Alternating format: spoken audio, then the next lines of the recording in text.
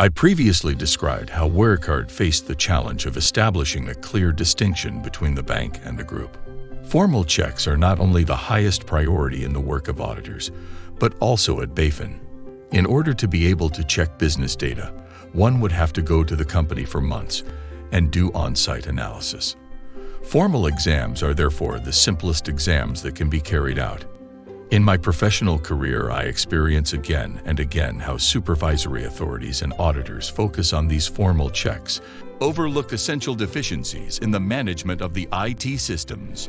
In doing so, I have often observed how incomplete check routines are that go beyond formal checks. Under these circumstances, it can be ruled out that the Bafin, in its examination of Wirecard, overlooked the fact that the group and the bank should be regarded as a joint company, and that one cannot even come to the benevolent conclusion that Wirecard is a financial holding company. Group banks must have firewalls to other group companies. This means that employees from other group companies must not have access to bank data. Wirecard did not have these firewalls. The expense of setting up such firewalls would have made the business model unprofitable, since the IT system landscape would have had to be operated on two tracks between the group and the bank. There was no distinction in the way customers were managed in the systems used to do business. This was easy to recognize from the fact that Wirecard acted as a single customer to the Visa/MasterCard system for processing the transactions. As a result, the banking transaction data always first ran through the group before it arrived at the bank. The same circumstances were then encountered on the opposite side, the SAPA system. The bank was therefore only legally separated from the group. It can be ruled out that the lack of these firewalls stayed unnoticed by the Bafin, since the business structure is easy to see through. Consequently, this circumstance was tolerated. The investigative committee of the German parliament was informed extensively in my dossier and had the opportunity to ask questions. 2. If the Bafin had implemented its work properly, it would have been unavoidable to declare Wirecard a bank as a whole. That would have entailed a group-wide money laundering monitoring obligation.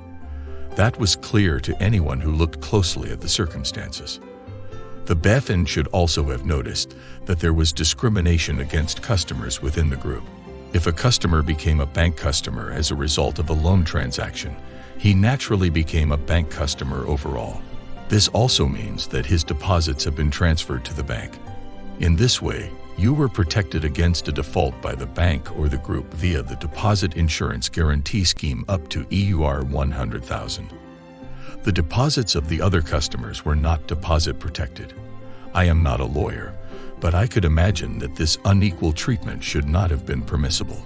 Spiegel Online writes on August 8, 2020, in the past, the Bafin justified its rather passive behavior towards Wirecard by saying that the company was classified as a technology company and not a financial holding, and that it therefore only had direct access to Wirecard's banking subsidiary.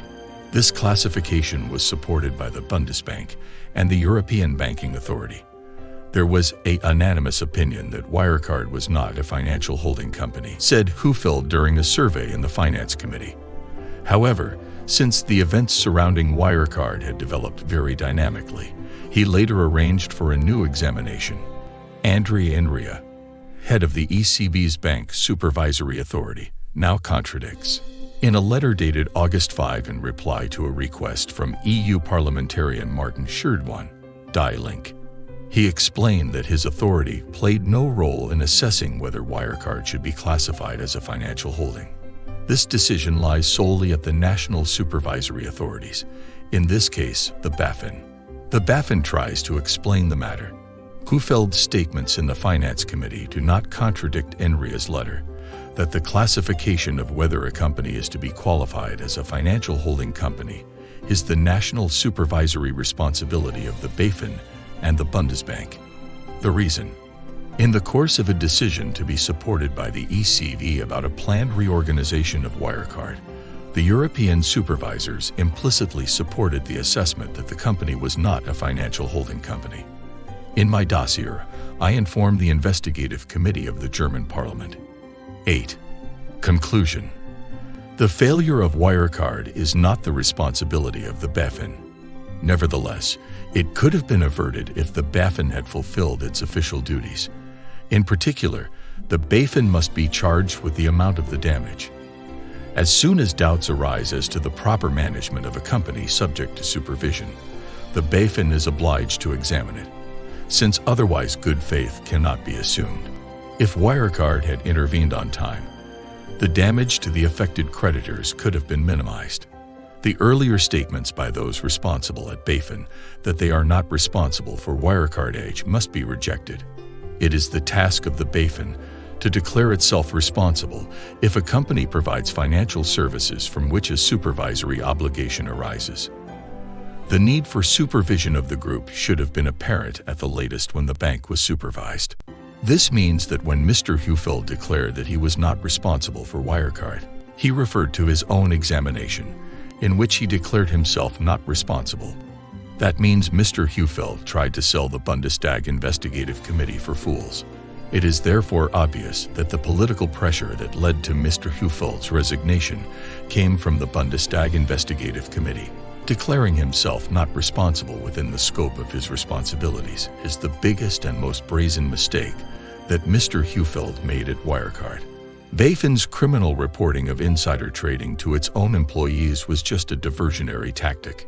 In my conclusion to the investigative committee of the German parliament, I come to the conclusion that the Bafin is ultimately a political puppet. When the DSGV stated in its aforementioned letter of February 4, 2021, that it was responsible for representing the interests of the savings banks in politics, business, and society, this meant nothing more than lobbying for the savings banks. This also explains why the Bafin blacked out Sparkus Fulda's response to the money laundering allegations. The Bafin was informed of my professional background when I reported about money laundering, so that the Bafin was aware that I was familiar with the ICS of savings banks. Considering that, concealing the content of Sparkus Fulda's letter from me indicates that the board of Sparkus Fulda had to make compromising admissions. It is therefore not surprising that the Bafin has refrained from investigating money laundering. As in the Wirecard case, attempts were made to hide in the jumble of responsibilities. The fact that the Bafin relied on the Regional Council in Kassel, which in turn relied on the SGVHT, and which finally relied on the money laundering officer as a dependent employee of the Sparkus Fulda, also shows in this case how absurd the supervisory authorities in Germany are acting. To believe that this behavior is not due to political influence is naive. In order to be able to understand the background to the blatant failure of the Bafin, one must take a look at the history of its origins. After the banking crisis surrounding the Danette Bank and the Herstatt Bank, banking regulation has become increasingly important. Historically, this task was conducted under the Bundesbank. As it became increasingly apparent in the 1990s that insurance companies also posed a potential threat to national financial markets, they too should be placed under supervision. However, the insurance companies did not want to be placed under the strict supervision of the Bundesbank. Since many civil servants from Bonn's federal ministries did not want to move to Berlin, two birds were killed with one stone, and the Bafin was set up in Bonn. I had already observed the consequences of this in the early days of the Bafin. The Bafin employees were technically very poorly positioned, or simply had no idea. Unlike the formally independent Bundesbank, a political authority of the Federal Ministry of Finance has been set up with the Bafin. This paved the way for the lobbyists of the numerous associations in the financial sector and in politics itself. As previously shown, the DSGV makes no secret of this fact.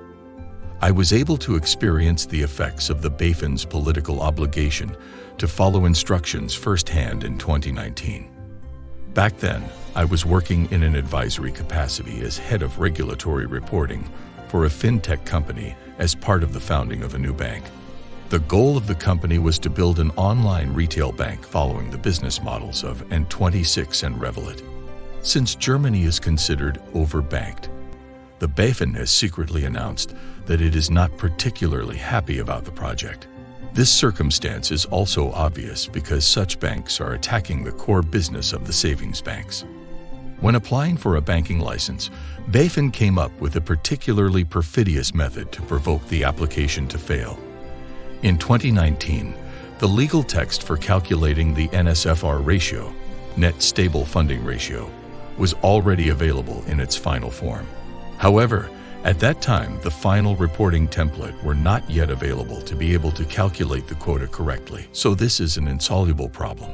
Since the Bafin naturally still expected an answer, thanks to my experience, I was able to anticipate what the forms would look like and submit the requested model calculation. After the license had to be granted, the investor nevertheless discontinued the project a few months later. It can be assumed that German politicians made an attractive offer for this decision. The failure of the Bafin occurred on political instructions. The question that needs to be asked is who made the demand to protect Wirecard in its current structure as a money laundering machine. Did it come from the Wirecard board of directors to promote business and not lose the income from money laundering, or did it come from the money launderers themselves? The answer lies in the report of the investigative committee of the German parliament. It states that the company intended to take measures to expand money laundering prevention across the group. It can therefore be ruled out that Wirecard's business structures, which favored money laundering, were deliberately set up by Wirecard's management board. As already described, this is how it developed historically.